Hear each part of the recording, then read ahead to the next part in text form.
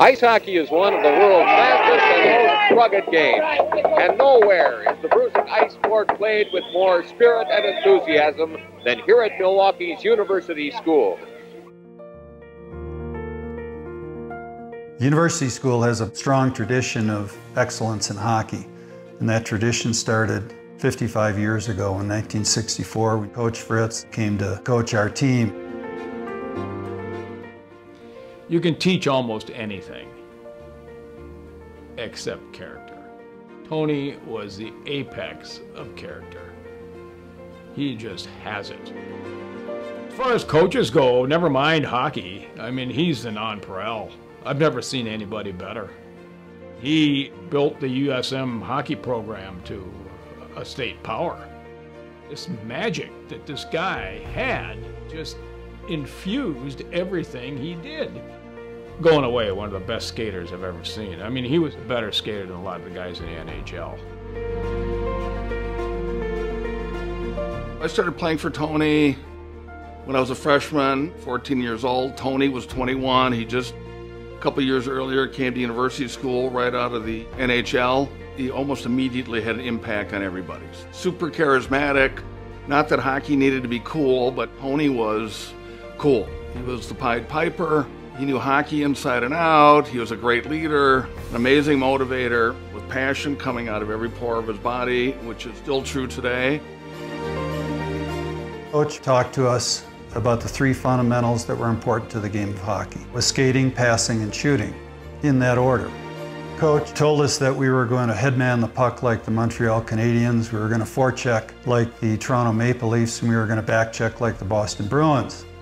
So let's go to work, headman the puck, make good passes, all right? And on the back checking, pick up your men. All right, let's go.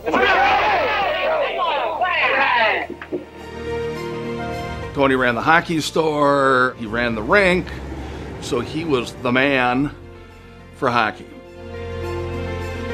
He was so cool, he actually made soccer cool back in the day. I mean, soccer was not a popular sport, and Tony came in, and much to the football coach's dismay, a lot of the boys played soccer for Tony, and he had a lot of success doing that as well.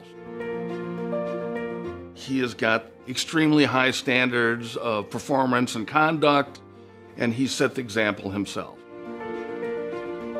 We were so excited about the season starting. We'd go out and help flood the rink. We had this little tiny locker room in the field house, so we had 4 grades together, and so it was a huge experience, and Tony, made all that stuff work. It was just super fun. And then he went on to Lake Forest. He had big success there for 32 years. I think he's still coaching sled hockey.